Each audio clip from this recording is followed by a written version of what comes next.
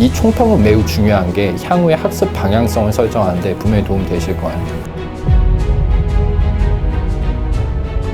자기가 예상하지 못한 상황이 펼쳐졌을 때 특정 구간에 학생이 너무 많이 몰리는 문제가 발생하거든요. 적은 서술형으로 최대한의 변별을 하려고 노력하는 학교다. 자, 시작하겠습니다. 안녕하세요. 국어 강의하는 손석표라고 합니다. 자, 시험 보시느라 너무 고생하셨어요. 사실 뭐 시험 보신 친구들도 있고 이제 시험 보는 아드님들의 짜증을 받아내셔야 되는 분들도 계셨습니다. 첫 시험이어가지고 많이 긴장되셨을 거라고 생각하는데요. 어떻게 나왔고 앞으로 어떻게 하는 게 좋을지 중심으로 말씀을 좀 드리려고 할게요. 총 27개 문제가 나왔어요. 그래서 이제 보잉 같은 경우에는 그 선택형 문제를 조금 많이 출제를 하거든요. 그래서 뭐 여태까지 경향 같은 거랑 관련한 얘기 많이 들어보셨을 때 뭐 수능에 가깝게 출제하려고 노력한다라는 얘기를 많이 들어보셨을 텐데, 기본적으로 뭐 수능 국어 영역 자체가 이제 객관식이라는 표현이 편하실 텐데 요즘은 선택형이라는 표현을 쓰거든요. 그래서 선택형 비율이 좀 상대적으로 높다, 이렇게 받아들이시면 될 것 같아요. 난이도는 제가 최상이라고 얘기는 했는데 사실 이건 좀 어폐가 있는 게, 이게 들으시는 분들이 사실 보잉 같은 경우에는 저는 두 가지 층의 학생들이 있다고 생각하거든요. 기본적으로 중학교 때까지 꾸준히 학습이 돼가지고 자기가 진심으로 다퉈볼 만하다라는 실력을 쌓은 상태로 보이는 입학하는 친구들이 있고요. 아니면 중학교 때까지는 조금 즐겁게 살았지만 조금 전투력을 올리기 위해서 이 집단에 들어가면 조금은 더 움직이지 않을까? 이런 마음으로 들어가는 저는 두 가지 층의 학생들이 있다고 생각해요. 어차피 이게 어떻게 보면은 큰 틀에서 100점이 만점인 시험이다 보니까 시간이 지나면 어느 정도 수렴되는 측면이 있습니다만, 첫 시험이다 보니까 사실 기존의 격차를 극복하기에는 다소 좀 어려울 수도 있어요. 그러다 보니까 기존에 꾸준히 공부를 해온 친구들한테는 사실 제가 지금 최상이라고 말씀을 드렸지만, 아니 시험 풀만 했는데? 이런 생각 드실 겁니다. 꾸준히 공부한 친구들한테는 사실 난도가 최상이라고 볼 수는 없는데, 아마 일반적으로 이렇게 시간 내셔가지고 오시는 분들은 제가 봤을 때는 앞으로 잘하려고 노력하는 친구들 이라고 저는 생각하거든요. 그런 친구들한테는 조금 많이 어려웠을 거라고 생각해요. 어떻게 보면 중학교 때보다 굉장히 많은 범위들, 조금 더 생소한 서술들, 외워야 될 것들도 많은데 외우는 것과 별개로 생각해야 되는 것들도 많은 이런 시험들로 인해서 사실 조금 어려웠을 거다라고 생각을 할 수 있어요. 핵심 특징으로서는 그 하나의 영역을 단순하게 출제하려고 하지 않고 여러 영역들을 묶어가지고 출제를 하거든요. 이걸 이제 교육학에서는 수평적 출제라고 얘기를 해요. 그러니까 수평적 통합과 수직적 통합이라고 해가지고 중학교 거랑 고등학교 거를 섞어서 출제하는 거를 이제 수직적 통합이라고 하고, 이제 영역이 다른 것들을 묶는 걸 수평적 통합이라고 하는데요. 그 서울시 교육청에서 해마다 교원을 대상으로, 그러니까 학교 선생님들을 대상으로 이렇게 평가 연수라는 걸 하거든요. 학교 시험을 이렇게 출제하세요라는 평가 연수가 있어요. 근데 그 평가 연수 내용에 따르면은 수직적 출제와 수평적 출제를 모두 활용해라, 이런 식으로 이야기를 많이 하는데요.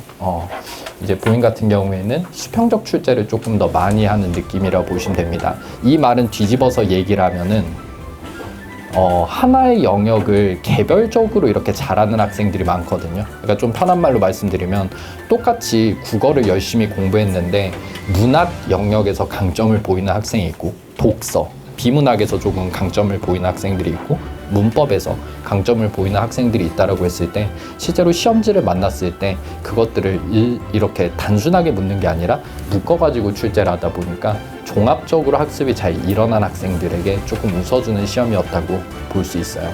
이 총평은 매우 중요한 게 향후의 학습 방향성을 설정하는 데 분명히 도움이 되실 거예요. 그 다음 얘기입니다.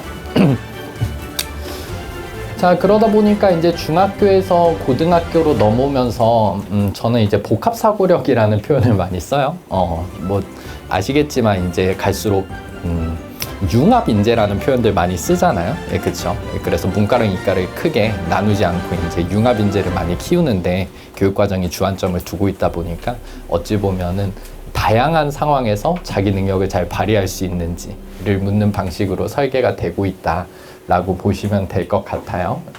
그래서 이런 식으로 출제된다고 보시면 될 것 같고요. 서술형 같은 경우에는 그 세 문제가 나왔는데 조건이 되게 좀 촘촘하거든요. 뭐 맞춤법을 준수하지 않으면 깎는다든지 아니면 문장의 형식을 준 다음에 그 형식에서 일이라도 틀어지면은 감점을 한다든지. 근데 뭐 아주 심하게 감점은 하지 않아요. 뭐 예를 들어서 보인이 아니라 다른 학교들 같은 경우에는 심하게 채점하면은 마침표를 안 찍으면 마이너스 1점씩 까는 학교들도 있거든요. 근데 그 정도까지는 깎지 않으니까 그래도 문장 형식이라든지 아니면 조건을 여러 개 갖다 붙인다든지 이런 것들이 기본적으로 사실 깎일 가능성들을 최대한 많이 부여하는 형태의 국어 시험을 만들었다라고 볼 수 있는데요.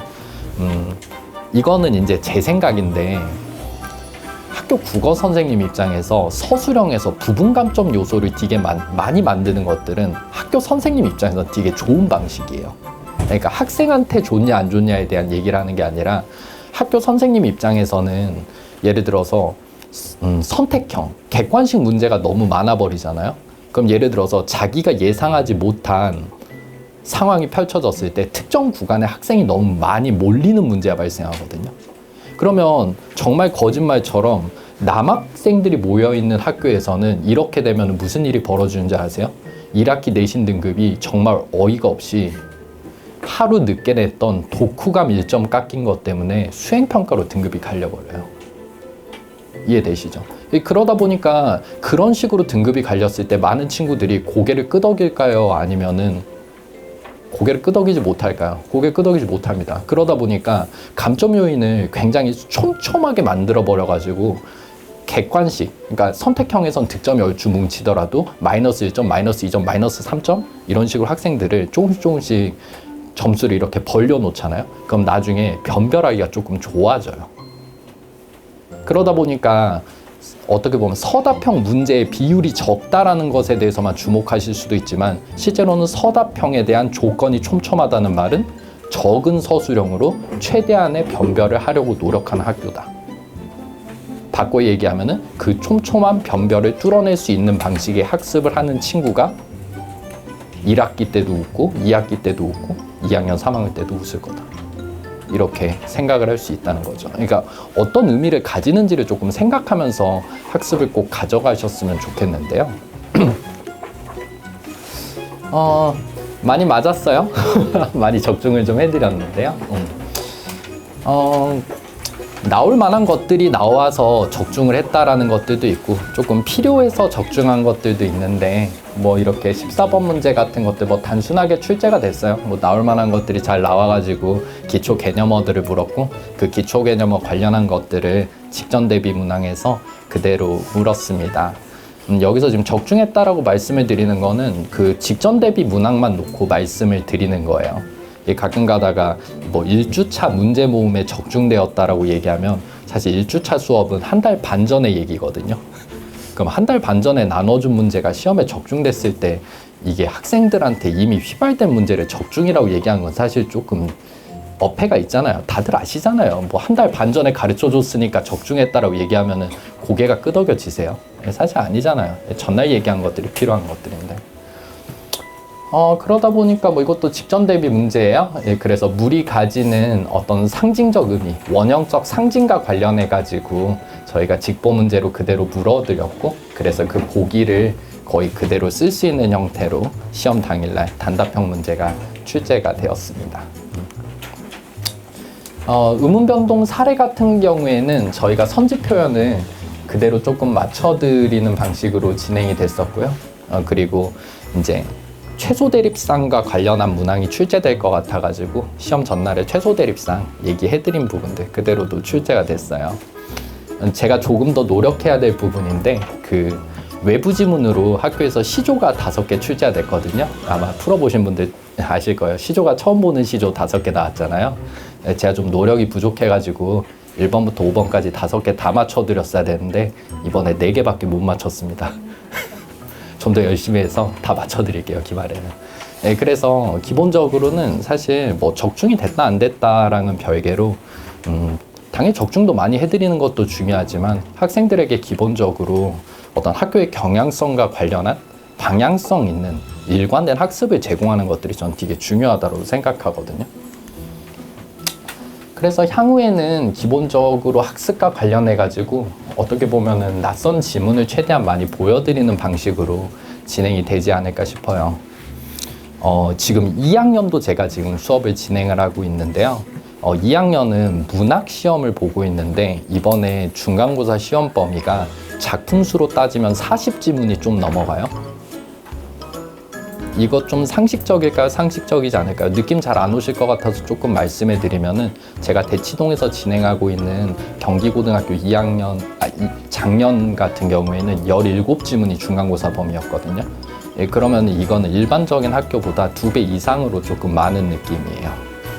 예, 그러다 보니까 아마 별일 없으면 그런 상황이 지금 아마 내년에 자녀분들한테 펼쳐질 거거든요.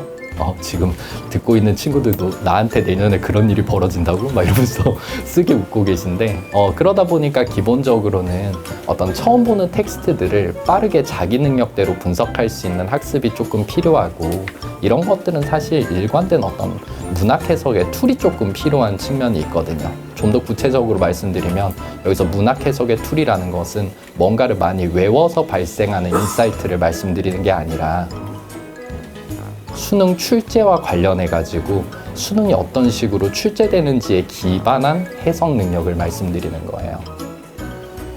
제가 수능 강의를 오랫동안 해왔어 가지고 수능을 너무 좋아해 가지고 제가 올해 강의 시작한 지가 18년이 됐는데 제가 수능을 직접 시험장에 가서 본 지가 15년이 됐거든요.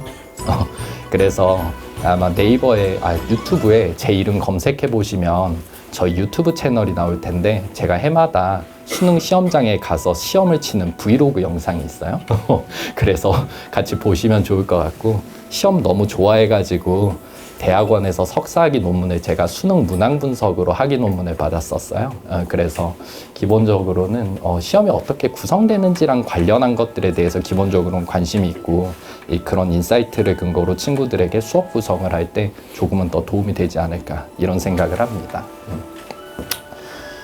그 다음에 두 번째로는 그 서술형 문제를 어떻게 푸는지에 대한 방식들이 되게 중요하거든요. 아마 저희 뭐 수업을 같이 듣고 있는 친구들도 얘기를 듣고 있는데, 일반적으로 서술형 문제를 자세하게 잘 안 풀어준단 말이죠. 이번 중학교 때나 뭐 이런 강의 같은 거 들었을 때 서술형 문제를 많이 풀리게 시킨다는 얘기를 한다든지, 아니면은 뭐 1대1로 첨삭을 해준다든지, 뭐 이런 얘기는 많이 하지만 실제적으로 문제를 풀 때 무엇이 필요하고 어떻게 푸는지에 대한 중간 과정을 오래 설명해 준다는 얘기는 잘 안 하거든요.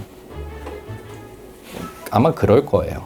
그래서 꼭 좀 드리고 싶은 말씀이, 그 서술형을 채점하는 기본적인 틀이라는 게 있어요. 아까 전에 이 틀이라는 것들은 뭐 교원 평가연수에서 나온 틀을 얘기하는 거예요. 그러니까 학교 선생님들이 학교 시험을 어떻게 출제하고 어떻게 채점하는지에 대한 연수 프로그램에서 얘기하는 채점 프로그램을 기준으로 말씀을 드리는 겁니다.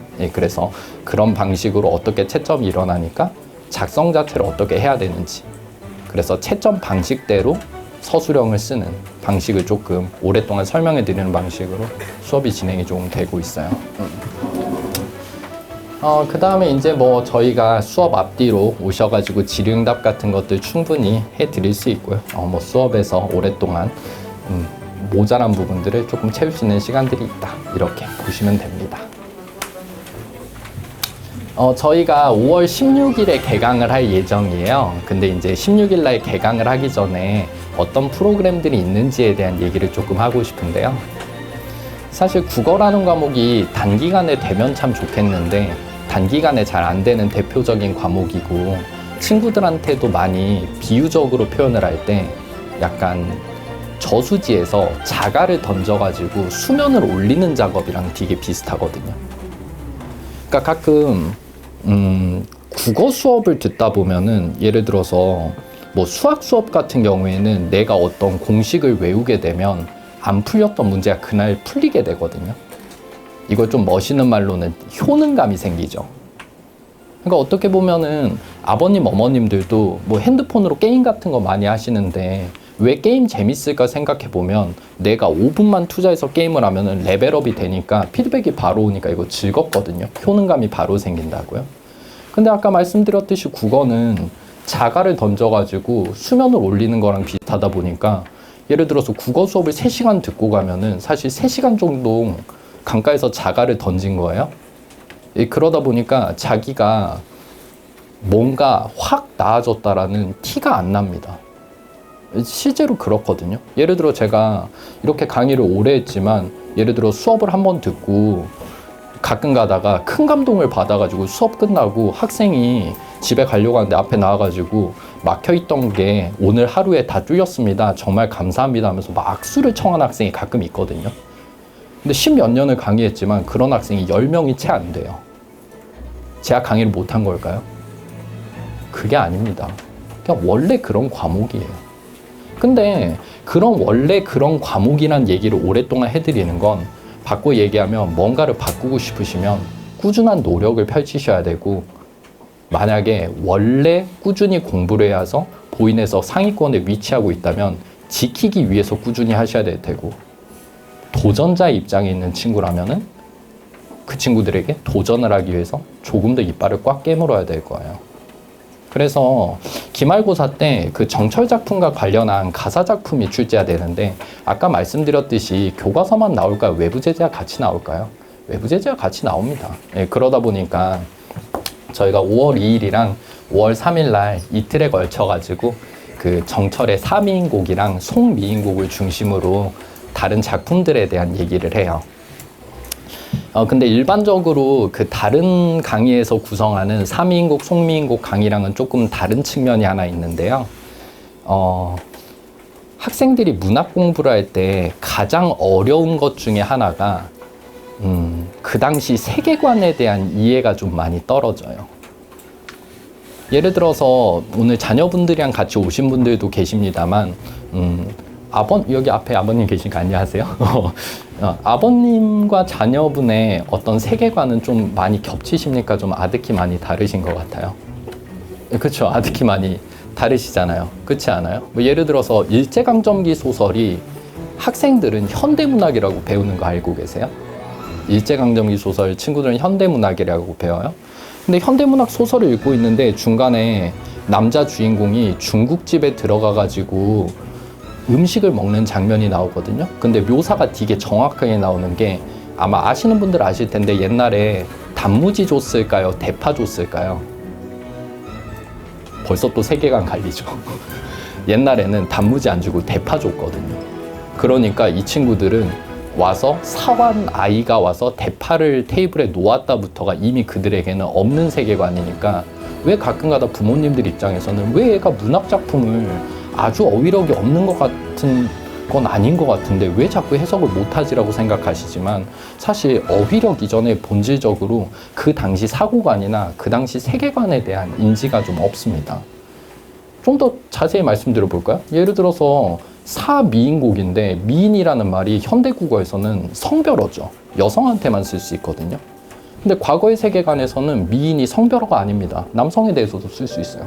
그럼 미인을 생각한다가 현대적 세계관에서는 좀 속된 말로 여미새라는 말 들어보셨어요?